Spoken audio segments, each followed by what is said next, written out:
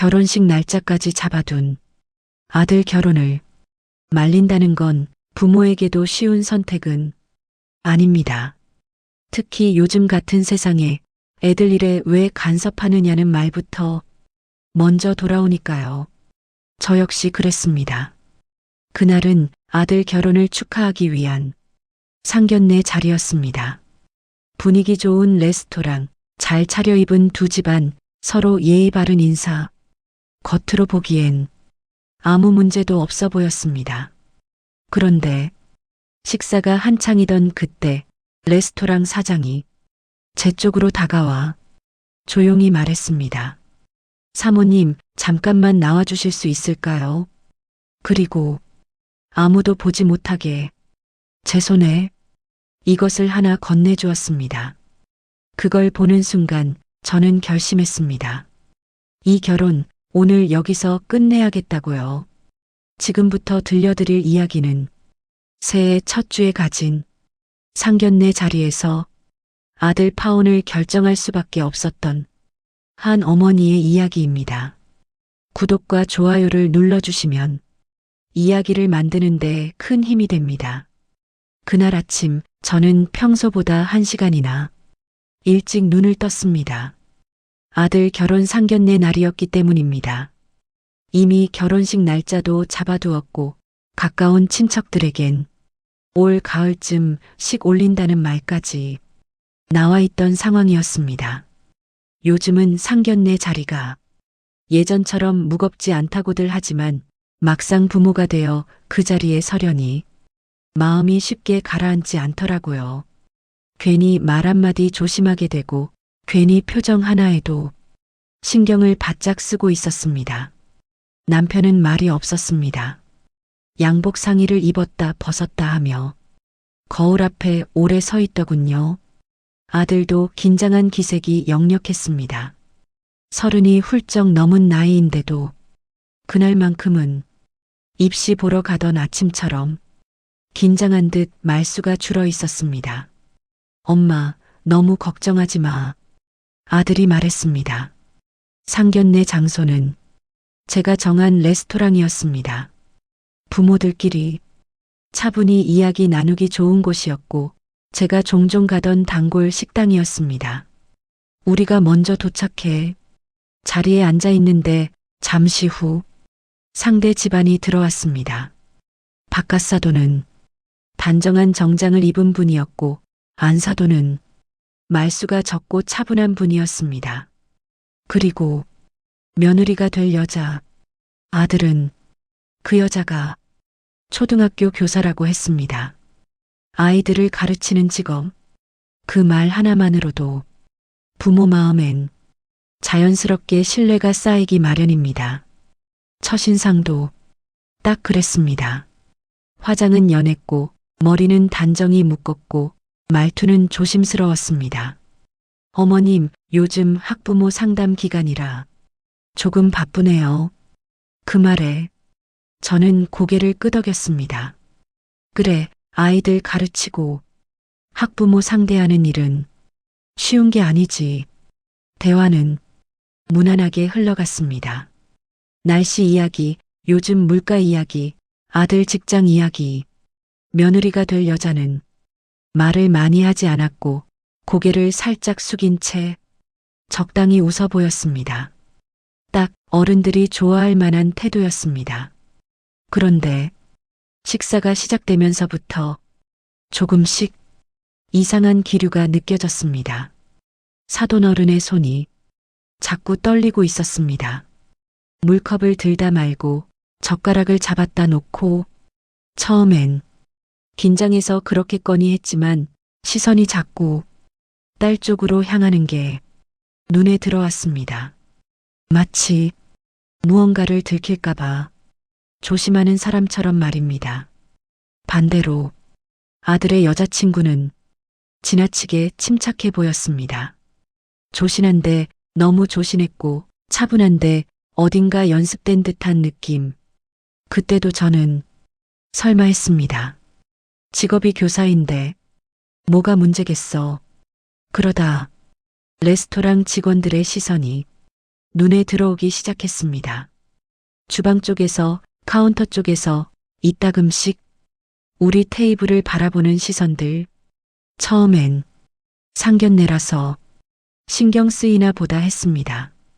그런데 그 시선들이 한 사람에게만 머무는 게 보였습니다. 며느리가 될 여자였습니다.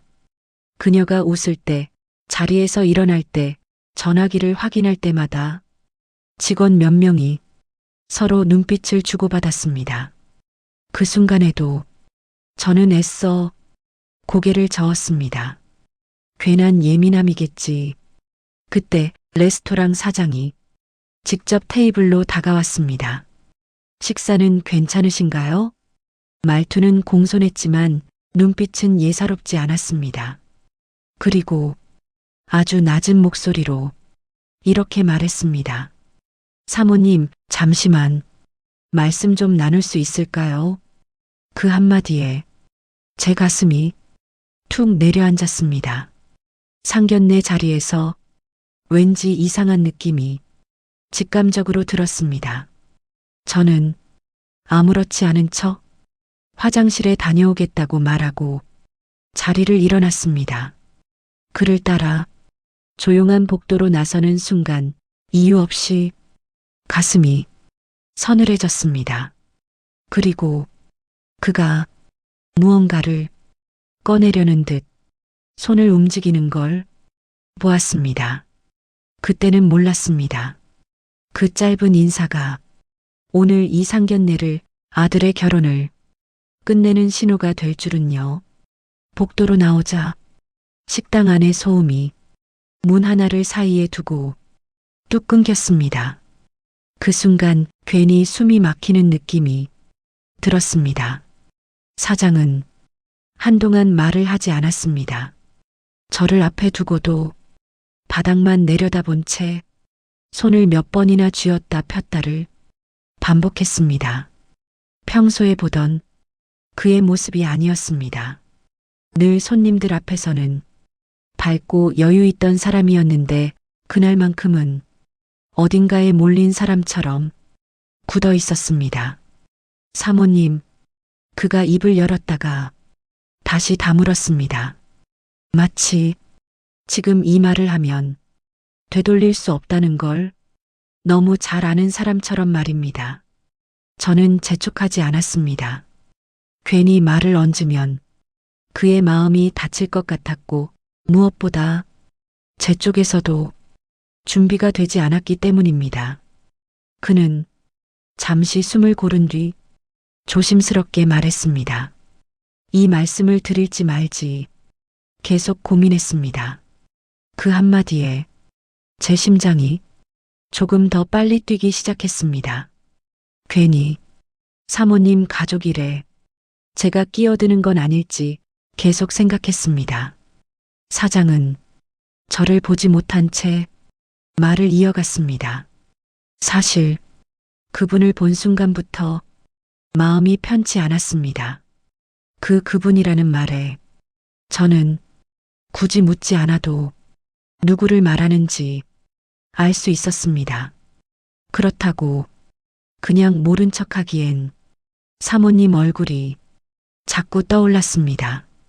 그는 그제야 제 쪽을 바라봤습니다. 그 눈빛에는 망설임과 죄책감이 뒤섞여 있었습니다. 사모님이 오늘 처음 만난 손님이라면 아마 오늘 이 자리는 그냥 넘어갔을 겁니다. 그 말이 제 가슴을 쿡 찔렀습니다. 그런데 자주 오시던 분이고 늘 가족 이야기 하시던 분이라서 그냥 모른 척 할 수가 없었습니다. 그는 잠시 말을 멈췄습니다. 그리고 마치 스스로에게 확인이라도 하듯 작게 중얼거렸습니다. 이건 사람으로서 그러면 안 되는 일 같았습니다. 그 순간 저는 이 이야기가 단순한 오해나 사소한 문제가 아니라는 걸 직감했습니다. 그래서 차분할 수가 없었습니다. 무슨 말씀이시죠? 그게 대체 무슨 뜻이죠? 제 목소리는 제가 들어도 조금 높아져 있었습니다. 사장은 그제야 제 얼굴을 정면으로 바라봤습니다. 그리고 고개를 아주 천천히 끄덕였습니다. 사모님, 그가 입을 열자마자 저는 말을 끊고 다시 물었습니다. 혹시 사람을 잘못 보신 건 아니죠? 그 질문이 얼마나 절박했는지 제 손이 살짝 떨리고 있다는 걸 그때서야 느꼈습니다. 사장은 아무 말 없이 고개를 저었습니다. 단호하게, 그래서 큰 맘 먹고 말씀드리는 겁니다. 그는 주변을 한번 훑어봤습니다.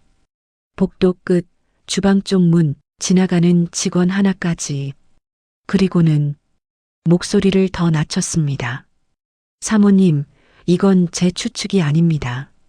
그 말에 제 심장이 쿵 내려앉았습니다. 이 가게에서 직접 본 일이고 여러 번이었습니다. 여러 번이라고요? 사장은 이번엔 말로 대답하지 않고 주머니 쪽으로 손을 옮겼습니다. 천천히, 정말 조심스럽게, 마치 이 손짓 하나로 오늘의 공기가 완전히 바뀔 걸 이미 알고 있는 사람처럼 그 손이 주머니 안에서 잠시 멈췄습니다. 그 짧은 순간이 이상하게 아주 길게 느껴졌습니다. 사모님, 사장은 잠시 눈을 감았다가 다시 떴습니다. 그리고 제 손바닥을 향해 아주 조심스럽게 무언가를 내밀었습니다. 종이였습니다. 접힌 종이, 작고 얇고 아무 말도 하지 않는 종이 한 장. 사모님께서 어떻게 판단하실지는 저도 모릅니다. 그는 종이를 바로 제 손에 쥐어주지 않았습니다. 손바닥 위에 살짝 올려놓듯이 두었습니다. 다만 그가 말을 고르듯 잠시 멈췄습니다. 이 자리가 끝난 뒤에 그때 왜 말해주지 않았을까라는 생각만은 하지 않으셨으면 해서 이렇게 나섰습니다. 그 말이 설명이라기보다는 부탁처럼 들렸습니다. 저는 그 종이를 바로 펼치지 못했습니다. 받는 순간 오늘 이 상견례가 돌이킬 수 없게 달라질 거라는 걸 너무 잘 알았기 때문입니다. 복도 끝에서 식당 안의 소리가 희미하게 들려왔습니다. 아들 웃음소리, 사돈의 말소리, 아직은 아무것도 모르는 사람들의 소리. 저는 그 소리를 한 번 더 들었습니다. 그리고 아주 천천히 종이를 손에 쥐었습니다. 그 얇은 종이 한 장이 이상하게도 무겁게 느껴졌습니다. 그 순간 저는 알았습니다. 오늘 이 상견례는 끝까지 갈 수 없겠구나. 저는 그 종이를 가방에 넣지 않았습니다. 괜히 손에서 떼어내면 지금 이 순간이 꿈처럼 흩어질 것 같았기 때문입니다. 그냥 손에 쥔 채로 식당 안으로 다시 들어갔습니다. 문을 여는 순간 아무 일도 없었다는 듯 웃음소리가 저를 맞았습니다. 아, 사부인 오셨어요. 안사돈이 미소를 지으며 말했습니다. 그 미소가 왜 그렇게 멀게 느껴졌는지 모르겠습니다. 저는 자리로 돌아와 천천히 앉았습니다. 그리고 아들을 봤습니다. 제 아들, 아무것도 모른 채 고개를 끄덕이며 사돈 어른의 말을 듣고 있는 얼굴. 그 얼굴을 보자 가슴 안쪽이 묘하게 저려왔습니다. 지금 말하면 이 아이 인생이 어떻게 될까 지금 침묵하면 이 아이 인생은 어디로 갈까? 종이는 여전히 제 손 안에 있었습니다. 접힌 채로 펼치지 않은 진실이 손바닥에서 조용히 숨쉬고 있는 것처럼. 사부인 괜찮으세요? 바깥사돈이 물었습니다. 그 순간 저는 제가 얼마나 굳어 있었는지 알았습니다. 아, 네. 억지로 입꼬리를 올렸습니다. 잠깐, 속이 좀 불편해서요. 그 말은 거짓이 아니었습니다. 정말로 속이 불편했으니까요. 테이블 위에 음식이 하나둘 올라왔지만 맛이 느껴지지 않았습니다. 젓가락을 들었다 놓았다를 몇 번이나 반복했습니다. 그 사이 아들의 여자친구는 여전히 차분했습니다. 아니, 조금도 흔들리지 않았습니다. 웃을 땐 웃고 고개를 끄덕일 땐 끄덕이고 필요한 말만 딱 맞게 골라 했습니다.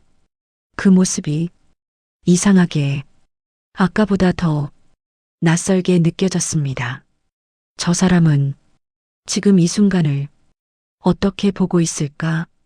그녀의 손이 물컵을 잡을 때 휴대폰을 살짝 확인할 때마다 제 시선이 저도 모르게 따라갔습니다. 종이를 지금 펼칠 수는 없었습니다. 이 자리에서, 이 식탁 위에서 그걸 본다는 건 모든 걸 즉시 무너뜨리는 일이었으니까요. 저는 한 번 더 아들을 봤습니다. 아들은 제 눈길을 눈치채고 살짝 웃었습니다. 그 웃음이 왜 그렇게 마음에 걸렸는지 모르겠습니다. 조금만 더 시간을 줘. 속으로 아들에게 말을 걸었습니다. 엄마가 생각할 시간을 조금만. 바깥 사돈의 손은 여전히 떨리고 있었습니다. 아까보다 더 눈에 띄게 그 손을 보며 저는 확신에 가까운 생각이 들기 시작했습니다. 이 사람은 알고 있구나. 그리고 지금 이 자리도 지옥이겠구나. 그때 레스토랑 사장이 멀리서 한번 저를 바라봤습니다. 아주 짧게, 말도 신호도 없었지만 그 눈길 하나로 충분했습니다. 결정은 어머님 몫입니다. 그렇게 말하는 것 같았습니다. 저는 고개를 아주 작게 끄덕였습니다. 그리고 그 종이를 가방 안으로 천천히 넣었습니다. 지금은 아니라고, 지금은 아직 아니라고 스스로에게 말하면서, 하지만 이미 알고 있었습니다. 이 식사가 끝나는 순간 저는 그 종이를 펼치게 될 거라는 걸. 그리고 그 종이를 본 뒤에는 아무 일 없던 얼굴로 이 자리에 다시 앉아 있을 수는 없을 거라는 걸. 저는 조용히 숨을 한 번 고르고 물을 한 모금 마셨습니다. 그리고 마음속으로 결심했습니다. 도망치지는 말자. 적어도 엄마로서 끝까지 보자. 그렇게 저는 상견례 자리에 다시 앉아 있었습니다. 아무 일도 없는 사람처럼. 하지만 이미 되돌릴 수 없는 선은 지나간 뒤였습니다. 식사가 끝을 향해 가고 있다는 걸 저는 누구보다 먼저 느끼고 있었습니다. 테이블 위 대화는 여전히 무난했고 웃음도 몇 번 오갔습니다. 그럴수록 제 가슴은 점점 더 조여왔습니다. 이제는 피할 수 없다는 걸 알고 있었기 때문입니다. 저는 자리를 정리하는 척하며 가방을 무릎 위로 올려놓았습니다. 아무도 신경 쓰지 않는 순간을 기다렸다가 가방 안으로 손을 넣었습니다. 그리고 그 종이를 꺼냈습니다. 여전히 접혀 있었습니다. 사장의 손에서 제 손으로 옮겨질 때보다 더 얇아 보였고 더 무거워 보였습니다. 지금 보면 된다. 속으로 말해보았지만 손이 바로 움직이지는 않았습니다. 한 번 접힌 종이를 다시 펴는 일은 생각보다 큰 용기가 필요했습니다. 저는 고개를 살짝 숙인 채 식탁 아래에서 조용히 종이를 펼쳤습니다. 글은 길지 않았습니다. 날짜, 시간, 그리고 몇 줄의 메모. 특별할 것 없는 기록처럼 보였지만 그 안에 적힌 내용은 너무 분명했습니다.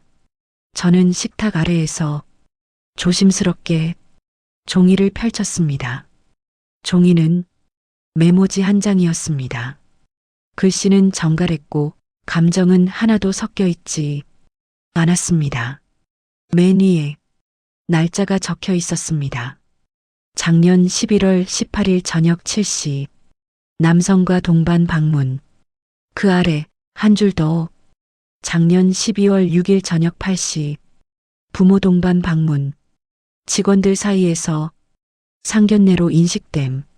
저는 그 문장을 한 번 더 읽었습니다. 부모 동반, 상견례로 인식됨. 그리고 그 바로 아래 마지막 기록. 올해 1월 14일 저녁 9시 다른 남성과 재방문. 테이블에서 스킨십 확인. 저는 숨을 한 번 삼켰습니다. 날짜들이 머릿속에서 겹쳐졌습니다. 그때는 이미 제 아들과 만나고 있던 시기였습니다. 결혼 이야기가 처음 오가던 때였고 상견례 날짜를 언제쯤 잡을지 말을 나누던 그 무렵이었습니다. 그래서 더 이상 헷갈릴 수가 없었습니다. 이건 오해가 아니었고 이건 해명으로 지나갈 수 있는 문제도 아니었습니다. 몇 달에 걸쳐 같은 식당에서 다른 사람들과 그 사실이 그 종이 한 장에 고스란히 적혀 있을 뿐이었습니다. 저는 종이를 천천히 접었습니다. 이번에는 손이 떨리지 않았습니다. 고개를 들자 아들의 여자친구가 보였습니다. 단정한 자세로 조신한 표정으로 어머니의 말을 듣고 있던 얼굴. 조금 전까지만 해도 제가 믿고 있었던 그 얼굴이 이제는 전혀 다르게 보였습니다. 저는 아들을 봤습니다. 아무것도 모른 채 웃고 있는 제 아들. 그 순간 제 안에서 마지막 정리가 끝났습니다. 이건 감정의 문제가 아니라 부모로서 외면할 수 없는 사실이라는 걸 분명히 알게 되었기 때문입니다. 저는 종이를 가방 안에 넣었습니다. 그리고 속으로 조용히 말했습니다. 오늘은 여기까지다. 종이를 가방 안에 넣는 순간 저는 이미 알고 있었습니다. 이 자리는 이렇게 끝내야 한다는 걸. 저는 컵을 내려놓고 천천히 자리에서 일어났습니다. 의자가 살짝 소리를 냈고 그 소리에 모두의 시선이 저에게 쏠렸습니다. 저는 짧게 숨을 고르고 말했습니다. 말씀 하나만 드리겠습니다. 결혼 날짜는 잡지 않겠습니다. 순간 테이블 위 공기가 굳어졌습니다. 엄마, 아들이 제 쪽을 바라봤습니다. 어머니, 왜 그래요? 아들은 저를 보다가 곧바로 여자 쪽을 살폈습니다. 그리고 사돈 어른들을 차례로 둘러봤습니다. 지금 이게 무슨 말이에요? 그때 아들의 여자친구가 말했습니다. 어머니, 그녀의 목소리는 놀라 있었지만 당황보다는 이해되지 않는다는 톤에 가까웠습니다. 무슨 일 있으세요? 잠시 주변을 둘러본 뒤 다시 말했습니다. 방금까지 이야기 잘하고 계셨잖아요. 아들은 그녀를 봤습니다. 여자는 조금도 위축되지 않고 말을 이었습니다. 갑자기 왜 결혼 날짜를 안 잡는다는 건지 이해가 안 가네요. 그 말은 해명이 아니라 따지는 말이었습니다. 안사돈이 급히 거들었습니다. 사부인 혹시 무슨 오해가 있으신 건 아니죠? 그때까지도 사돈 어른은 말이 없었습니다. 저는 그들을 차례로 한 번씩 보았습니다. 그리고 차분하게 입을 열었습니다. 길게 설명하지 않겠습니다. 그 이유는 당신들이 저보다 더 잘 알 거라고 생각합니다. 그 말에 사돈 어른의 손이 사시나무처럼 떨렸습니다. 여자는 그제야 사돈 어른을 힐끗 봤습니다. 아들은 그 모습을 놓치지 않았습니다. 저는 아들의 팔을 가볍게 잡았습니다. 가자. 아들은 여전히 상황을 이해하지 못한 얼굴이었지만 잠시 망설이다가 자리에서 일어섰습니다. 식당 문을 나서기 직전 아들은 다시 한번 뒤를 돌아봤습니다. 여자와 그 부모를 번갈아 살피는 눈빛이었습니다. 그 눈빛에는 엄마가 틀렸을지도 모른다는 의심과 뭔가 이상하다는 불안이 겹쳐 있었습니다. 식당 문이 닫히는 소리가 뒤에서 짧게 났습니다. 아들은 몇 걸음 앞서 걷다가 멈췄습니다. 그리고 뒤돌아보지 않은 채 말했습니다. 엄마, 목소리가 조금 날카로웠습니다. 이건 아니잖아. 저는 아들이 옆에 서서 아무 말도 하지 않았습니다. 아들은 제 대답을 기다리지 못하고 말을 이어갔습니다. 아무 설명도 없이 저렇게 끝내면 사람들이 뭐라고 생각하겠어? 그 말은 여자를 걱정하는 말이었고 부모를 걱정하는 말이었고 무엇보다 자기 자신을 지키려는 말이었습니다. 주차장으로 내려가는 동안 아들은 계속 말을 했습니다. 엄마가 갑자기 그러면 내가 이상한 사람이 되잖아. 저는 그 말이 아프지 않았다고 하면 거짓말일 겁니다. 하지만 그래도 지금은 말할 수 없었습니다. 차에 올라타자 아들이 문을 조금 세게 닫았습니다. 시동을 걸고도 바로 출발하지 않았습니다. 엄마, 이번엔 저를 똑바로 보며 말했습니다. 대체 무슨 일이에요? 그 집에서 뭐라고 했어? 아니면 여자친구가 뭐 잘못한 거야? 질문이 한꺼번에 쏟아졌습니다. 저는 앞유리를 보며 짧게 말했습니다. 지금은 다 말하지 않을 거야. 아들의 얼굴이 굳었습니다. 엄마는 항상 솔직하라고 했잖아요. 근데 왜 말 안 하는 거예요? 그 말에 가슴이 잠깐 막혔습니다.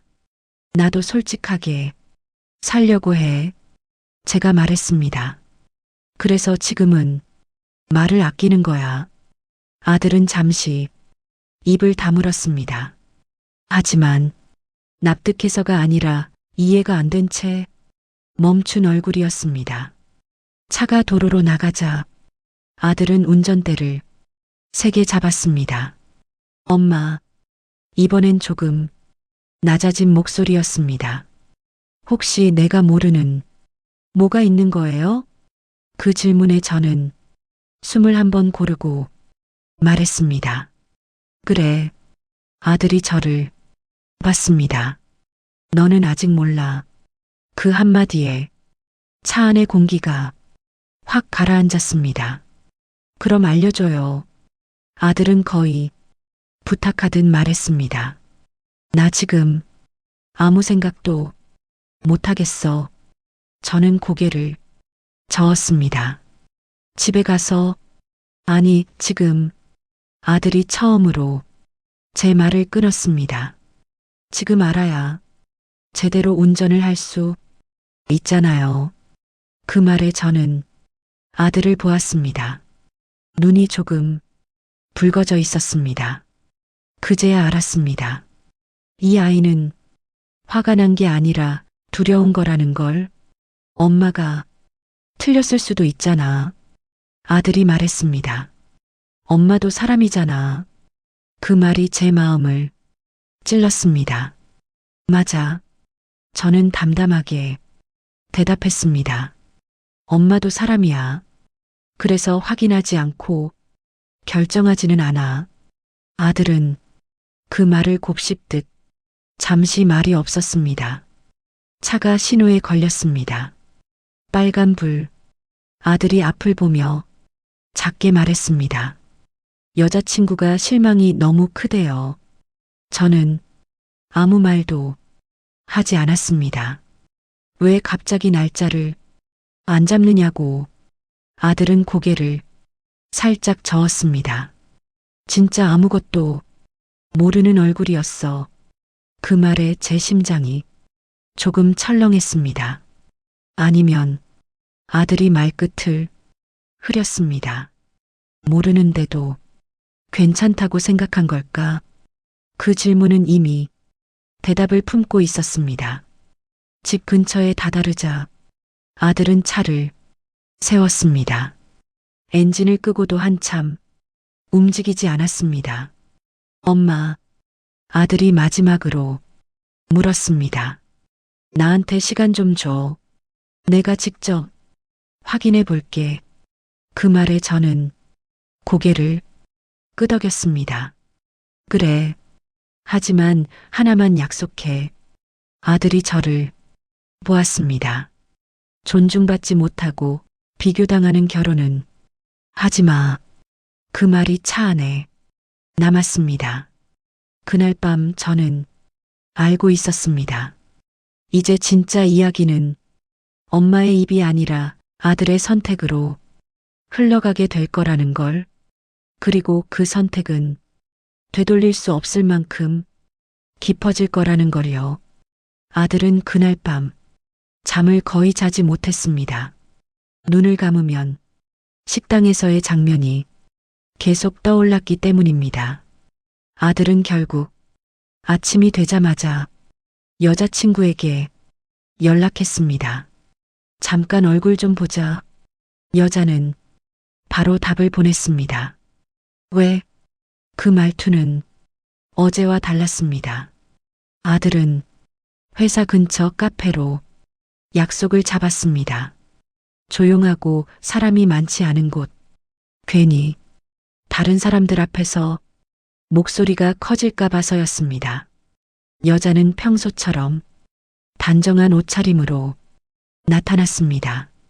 마치 어제 일은 아무 일도 아니었다는 듯이. 어제 어머님이 왜 그러셨는지 알아? 아들이 먼저 물었습니다. 여자는 잠시 생각하는 척하다가 말했습니다. 솔직히 잘 모르겠어. 갑자기 너무 예민하시더라. 그 말에 아들은 커피잔을 천천히 내려놓았습니다. 그럼 내가 하나만 물어볼게. 아들은 여자를 똑바로 봤습니다. 너 나 만나고 있을 때 다른 사람도 만난 적 있어? 여자는 눈을 깜빡였습니다. 놀란 얼굴이 아니었습니다. 계산하는 표정이었습니다.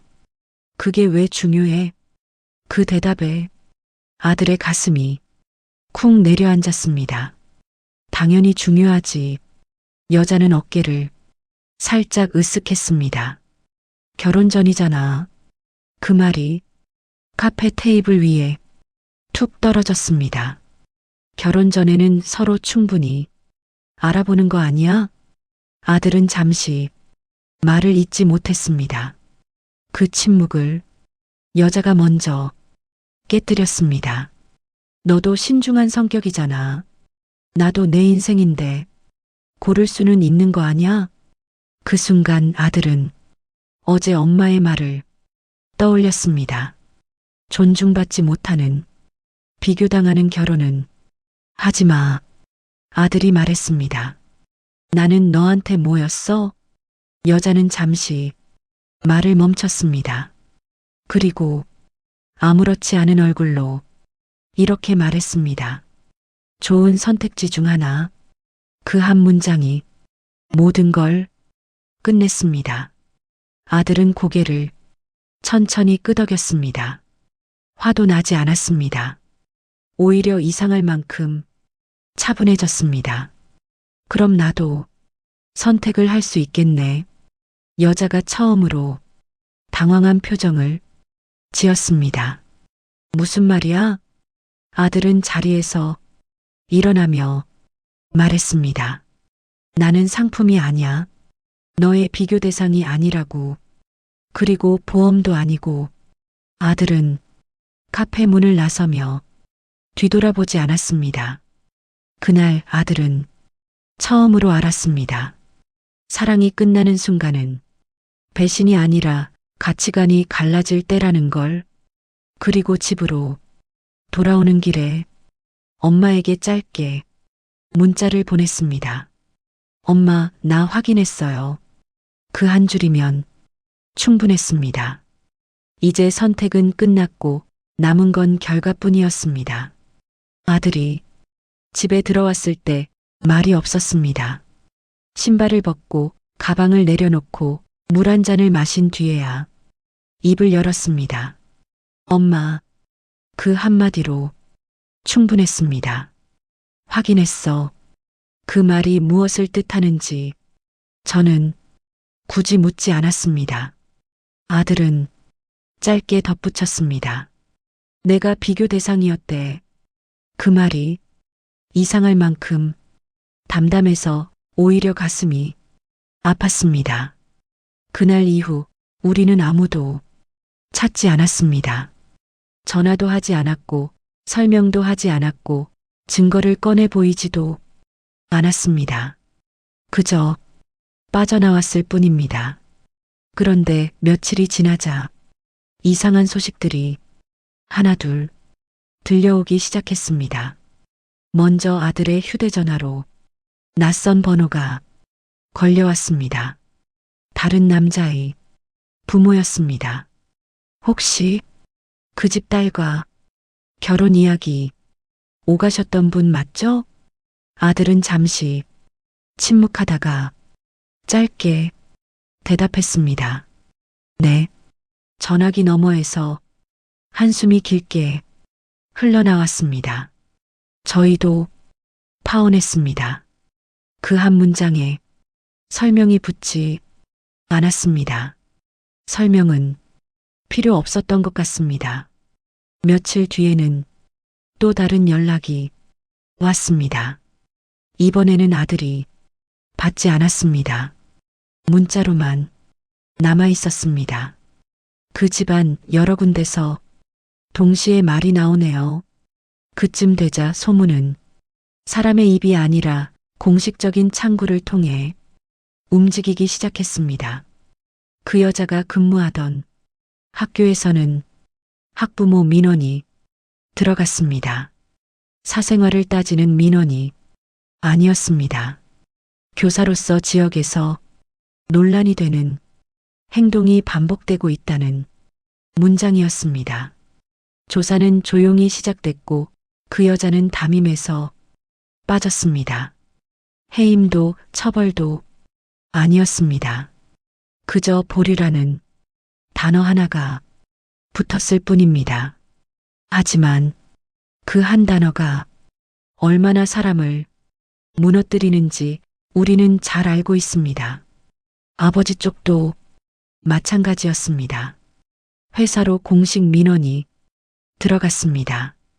불법도 금전도 아니었습니다. 임원 가족의 결혼을 둘러싼 부적절한 처신으로 회사 이미지가 언급되고 있다는 내용이었습니다. 아버지는 면담을 받았고 그의 인사는 미뤄졌습니다. 이 모든 일에 우리는 이름을 올리지 않았습니다.